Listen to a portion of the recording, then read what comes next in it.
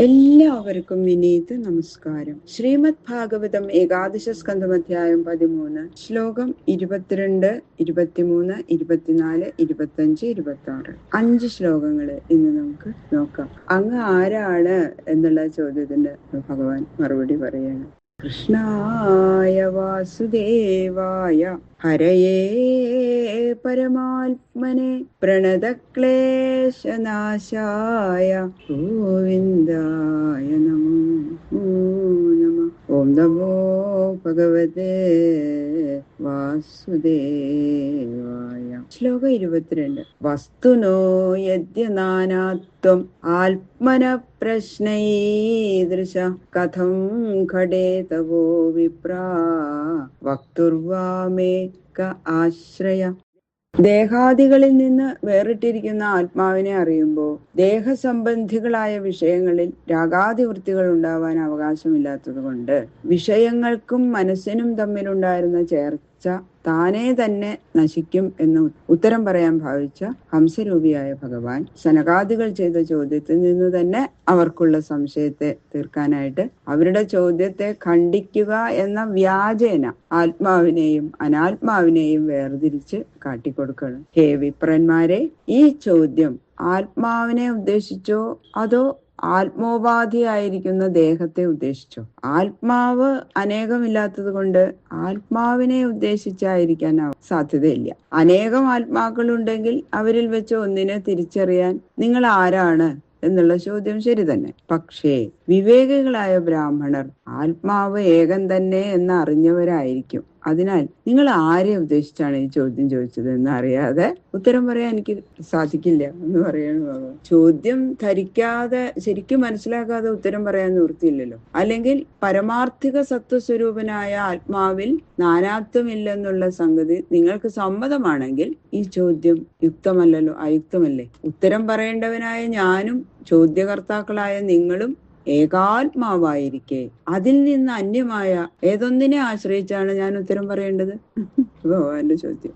പഞ്ചാത്മകേഷു ഭൂതേഷു സമാനേഷു ച വസ്തുത കോ ഭവാനിതി പ്രശ്നോ വാചാരംഭോ ഹ്യനർത്ഥ.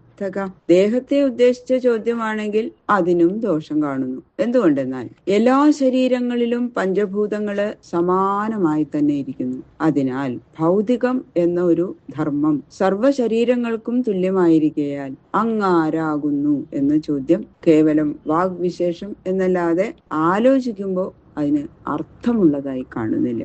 മനസാ വചസാ ദൃഷ്ട്യ ഗൃഹ്യതേന്യൈരപീന്ദ്രിയൈ അഹമേവ നമത്തോന്യത് ഇതി ബുദ്ധ്യധ്വമഞ്ജസാ. പഞ്ചഭൂതാത്മകമായിരിക്കുന്നതാണ് സർവവും എന്നത് പ്രത്യക്ഷ സിദ്ധം തന്നെ. ഈ 5 ഭൂതങ്ങളും അതിന്റെ പരമകാരണവും അഭേദമായി തന്നെ ഇരിക്കുന്നതിനാൽ കാര്യകാരണങ്ങൾക്ക് തമ്മിൽ ഐക്യമുണ്ട് എന്ന് കാണിക്കണം.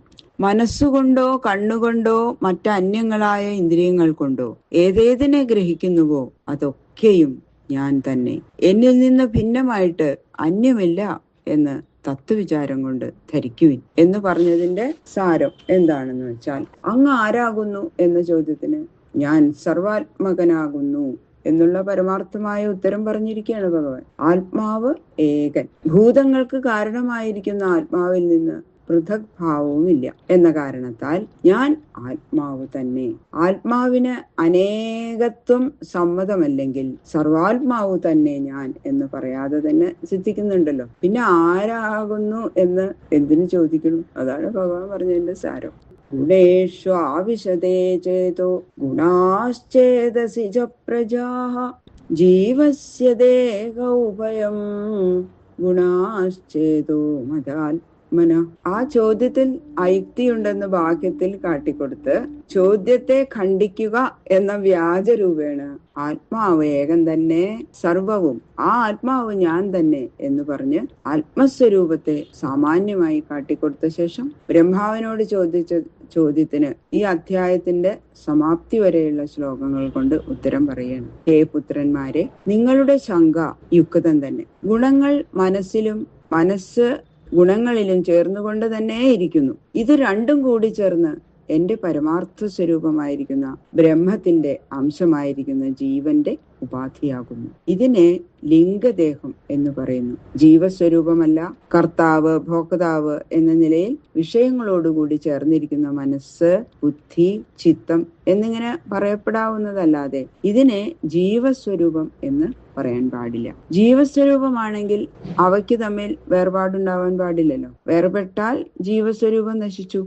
അപ്പൊ ജീവസ്വരൂപം ബ്രഹ്മസ്വരൂപം തന്നെയാകയാൽ അതിന് നാശമില്ല. ഗുണേഷു ജാവിശച്ചിത്തം അഭീക്ഷ്ണം ഗുണസേവയാ ഗുണാശ്ച ചിത്തപ്രഭവ മദ്രൂപ ഉഭയം ത്യജേൽ. ഗുണകാര്യങ്ങളായ വിഷയങ്ങളെ സേവിക്കുന്നത് കൊണ്ട് ആ വാസന ബലപ്പെടുന്നതിനാൽ ചിത്തം വിഷയങ്ങളിലേക്ക് പ്രവേശിക്കുന്നു. ആ വിഷയങ്ങളും ചിത്തത്തെ ആശ്രയിച്ചുകൊണ്ട് വാസനാരൂപേണ ചിത്തത്തിൽ അഭിവൃദ്ധി പ്രാപിക്കുന്നു. ഗുണങ്ങളും വിഷയങ്ങളും അന്യോന്യം പോഷകഭാവേന വർദ്ധിച്ചു വരും. എങ്കിലും ഇത് രണ്ടും തന്റെ സ്വരൂപമല്ല, വാസ്തവവുമല്ല എന്നറിഞ്ഞ് പരമാർത്ഥമായ ജീവരൂപനായിരുന്നിട്ട് ഇവ രണ്ടിനെയും ഉപേക്ഷിക്കണം. വിഷയങ്ങൾ മിഥ്യാഭൂതങ്ങളാണെന്ന് നിശ്ചയം വരുമ്പോൾ ചിത്തം അവയിലേക്ക് പ്രവേശിക്കാതെയാകും. ഇതാണ് വിരക്തി. വിരക്തി വർദ്ധിക്കുന്തോറും സ്വന്തരൂപം ഇന്നതെന്ന് അറിവുദിക്കും. ചിത്തം വിഷയങ്ങളിലേക്ക് പ്രവേശിക്കാതാകുമ്പോൾ വിഷയങ്ങൾ ചിത്തത്തിലേക്കും പ്രവേശിക്കാതിരിക്കും. ഇങ്ങനെ